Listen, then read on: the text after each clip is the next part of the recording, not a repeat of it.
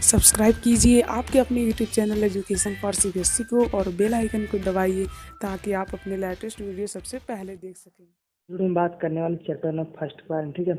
तो ये जो हमारा वीडियो बेसिकली आप लोगों को माइंड मेकअप करेगा कि ये जो हमारा पहला चैप्टर इसमें बेसिकली दिया क्या गया है और कुल मिला जुलाकर कहना क्या चाहता है। तो इस चैप्टर में बेसिकली क्या क्यों और कैसे किस तरह प्रोसीड हो रहा है उसके बारे में डिस्कस करेंगे, ठीक है। मैं आपको 10 मिनट के अंदर पूरे चैप्टर को रिवाइज करवा दूंगा।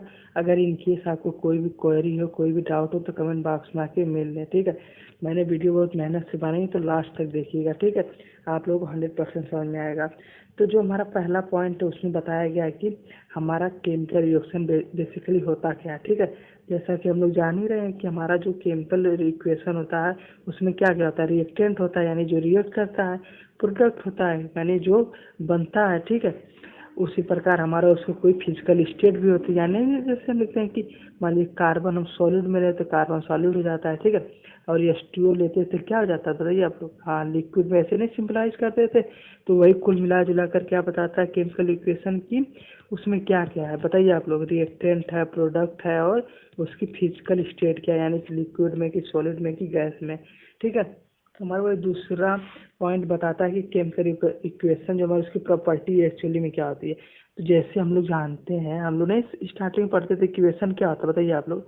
इक्वेशन बेसिकली बैलेंस होता था ना, कि दोनों तरफ हमेशा बैलेंस होता, कोई वैल्यू रखते थे हम लोग मैथ में तो बताइए बराबर आता था ना। तो कुल मिला जुला कर हमारा जो केमिकल इक्वेशन है, हाँ, तो केमिकल इक्वेशन ये भी हमेशा हमका बैलेंस रहेगा, ठीक है।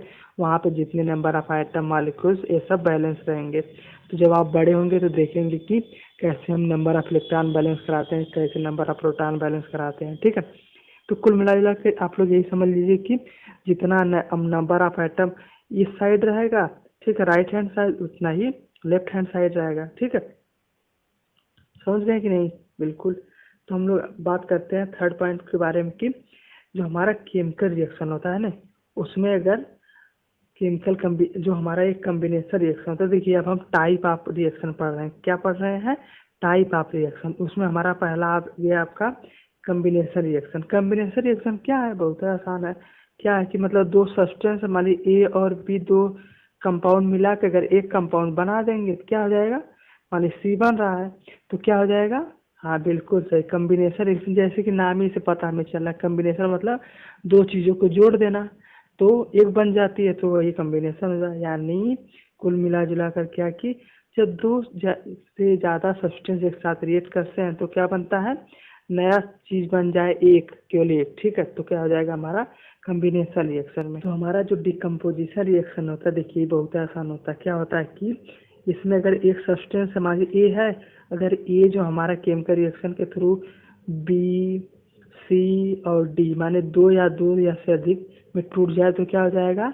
हाँ, डिकम्पोजिशन। जैसे कि नाम ही से पता डिकम्पोजिशन मतलब किसी चीज को आप तोड़ रहे हैं, ठीक। जैसे खाद होती है ना, खाद डिकम्पोज होती है, उसी प्रकार हमारा डिकम्पोजिशन रिएक्शन। डिकम्पोजिशन रिएक्शन मतलब कि हमारा वही एक सब्सटेंस कई भाग में टूट जाए तो क्या हो जाएगा?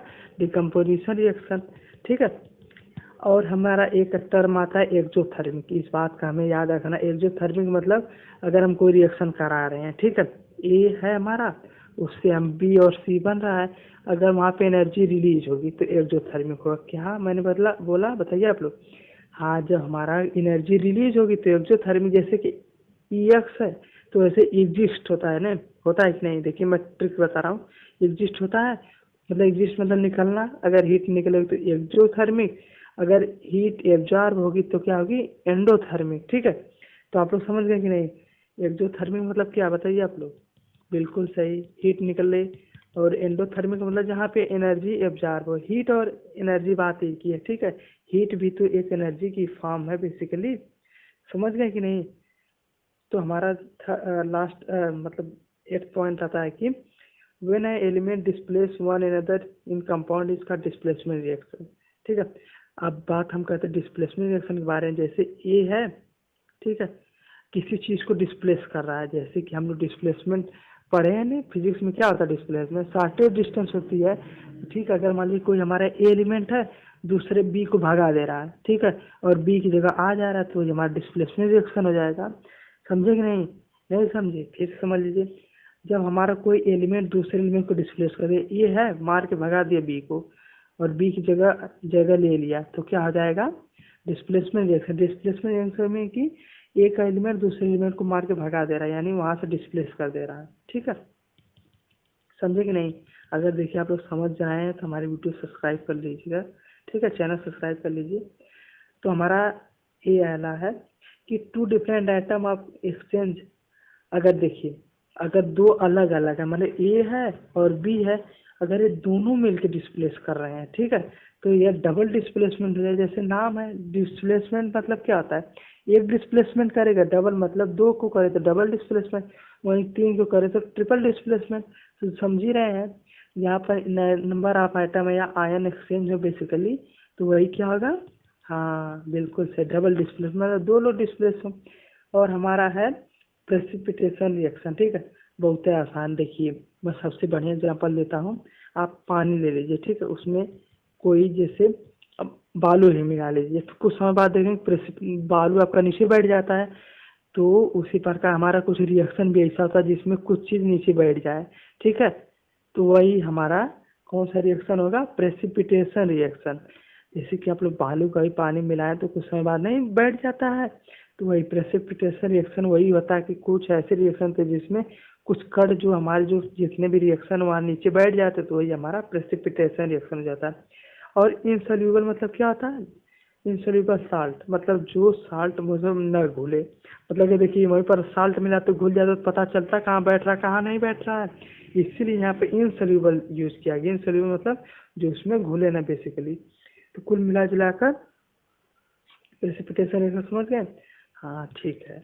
तो हम लोग बात करते हैं कि हमारा अगला पॉइंट है कि reaction also involve gain and loss of oxygen hydrogen bye substances. ठीक है, oxidation is the gain of oxygen और लॉस ऑफ हाइड्रोजन। ठीक है, तो हमारा यहाँ पे दो टर्म और आता है जो कि हमारा लास्ट क्या है? एक हमारा है ऑक्सीडेशन और दूसरा हमारा रिडक्शन। ठीक है, तो ऑक्सीडेशन क्या होता है? ऑक्सीजन भैया बहुत आसान है कि अगर जो हमारा अगर ऑक्सीजन गेन कर ले, ठीक है, ऑक्सीडेशन में जैसा कि नाम ही सरा, अगर ऑक्सीजन गेन कर ले और हाइड्रोजन भगा दे, ठीक है, तो क्या होगा? ऑक्सीडेशन होगा। रिडक्शन क्या होगा? वही उल्टा होता है, जस्ट इसका उल्टा क्या होगा बताइए आप लोग? हाँ, ऑक्सीजन को लॉस कर दे और हाइड्रोजन को गेन कर ले। ठीक है, तो दोनों में से एक होगा तब भी ऑक्सीडेशन कहेंगे। अगर नहीं होगा मतलब ऑक्सीजन छोड़ रहा है तब तो होगा ही होगा। अगर लॉस हाइड्रोजन को लॉस कर रहा है तब भी ऑक्सीडेशन होगा। ठीक है, इन दोनों में से एक भी होगा तभी हम कह देंगे कि ऑक्सीडेशन है या रिडक्शन है। उसी प्रकार रिडक्शन वाले में या तो लॉस कर दे ऑक्सीजन या तो गेन कर ले, और मतलब वैसे भी होता है, या मतलब दोनों में से एक कंडीशन भी होगी तो हम उससे कैरी कर लेंगे। जैसे कि बाद में आप लोग पढ़ेंगे यूनियन, और इसको हम लोग डिस्कस नहीं, 11th में आप लोग जब जाएंगे मैथ लेंगे तो वहाँ पे हम लोग डिस्कस करते हैं। तो कुल मिला जुला कर देखिए मैंने पूरा आप लोग समराइज कर दिया। अगर इनके सभी भी आप लोग नहीं समझ में आया तो आप लोग हमारी बड़ी वीडियो को रेफर कर सकते हैं, उसमें मैंने बहुत ही डीपली से सिखाया है। ठीक है, अगर यहाँ तक आ चुके हैं चैनल सब्सक्राइब कर लीजिएगा। जो बच्चों को कोई भी कष्ट हो या कोई भी डाउट हो तो हमसे आके कमेंट बॉक्स में लिख, कमेंट बॉक्स तो आपका अपना ही है। ठीक है, यहाँ तक आ चुके हैं चैनल सब्सक्राइब कर लीजिए।